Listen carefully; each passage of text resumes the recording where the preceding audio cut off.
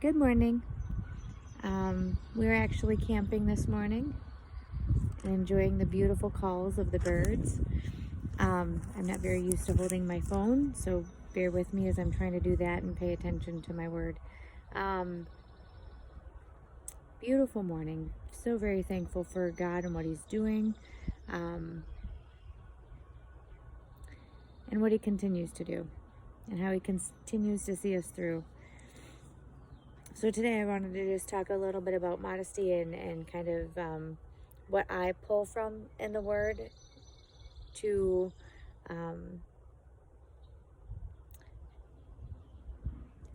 give reason for why I wear things or do certain things. So in 1 Peter chapter 3,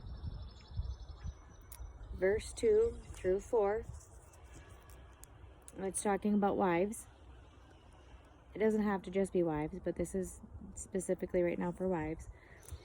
While they hold your chaste conversation coupled with fear, I still need to work on that. Whose adorning, let it not be that outward adorning of plaiting of the hair and of wearing of gold and of putting on of apparel, but let it be the hidden man of the heart, and that which is not corruptible, even the ornament of a meek and quiet spirit, still working on that one too, which is in the sight of God of great price. So this one to me speaks of the idea that this society tells us we need to act a certain way, look a certain way. We can't have any blemishes on your face shown. You need to wear makeup. You're not pretty the way you are. Your hair color needs to be just right. I feel like society tells us in way too many ways that we're not beautiful the way we are. And this here is saying that it is better to work on the hidden man of the heart. It's better to work on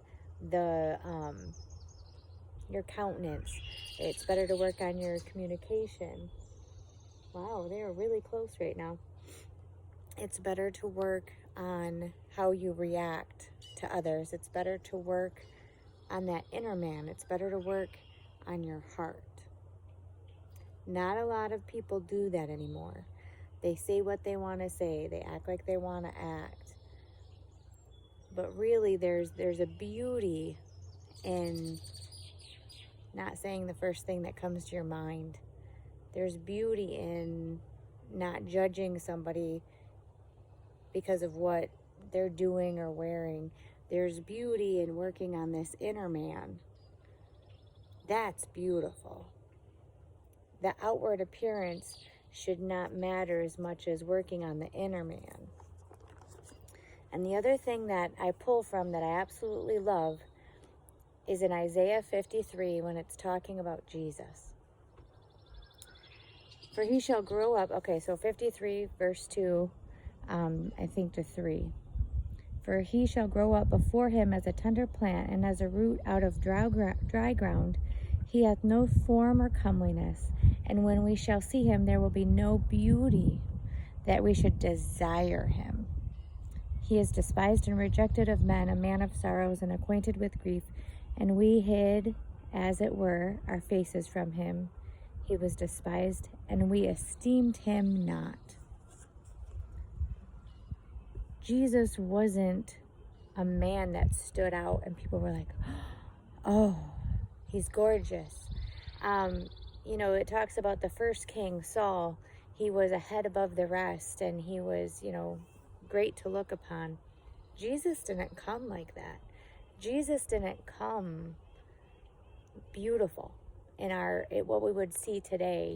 He wasn't, just beautiful to look upon.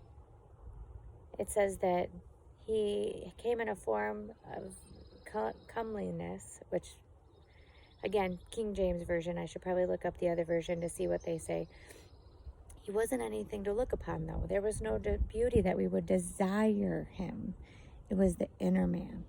It was his inner man that talked to people. It was his spirit that people saw something in. It was his spirit. So I don't wear jewelry or makeup much,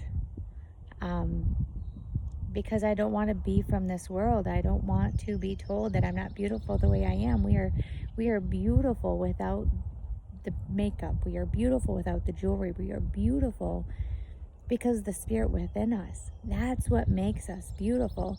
And I just get so tired of society today, and you need to have this makeup, and you need to have this foundation, and you need to have this lipstick, and you need to have these fake eyelashes, and you need to have your hair just the right, style, and you need to do this and do that, and you need to show your body. Don't get me started on that. I was a young woman. I get, wanting to be cute and things like that, but we're beautiful, and we should hide that and keep that for our husbands. Now, I have learned in my many years not to judge another woman by what she looks like, because I have found that other women who wear makeup or jewelry or do the hair just right still love God. So it is not, of course, any of our jobs to judge anybody by what they look, because again, right, we don't know. We don't know what God is working in their hearts, because God works us all in different ways, and he uses us all different. It's not our job to judge. I have found women that have such a heart for God, and they love God, and they still might wear makeup, and they still wear jewelry, and that's between them and God. My conviction is that I don't wear much. There's a couple of things I wear that have meaning to me. Once in a while, I'll, maybe wear makeup when Jesse and I go out. But I've just gotten to a point where that's not where the beauty is anymore. That's why I do it. That's why I don't color. I've never colored my hair, actually. My mother didn't let me, and I just never have done it since. But the beauty is within. The beauty's in your spirit. The beauty comes from here, and that's something people can't take away. Age can't take that away. And actually, as you age, that wisdom and that inner man is what should grow with time, like wine, right? We should age with beauty, with that spirit within us. So I hope that helps somebody. I just really wanted to kind of explain why I don't wear makeup or jewelry much, or it's just, we are beautiful without looking like society wants us to. And of course, it's marketing, right? They got to sell their products. I get it. You're beautiful the way you are, the way God made you. God didn't make a mistake on your eye color. God didn't make a mistake on your hair color.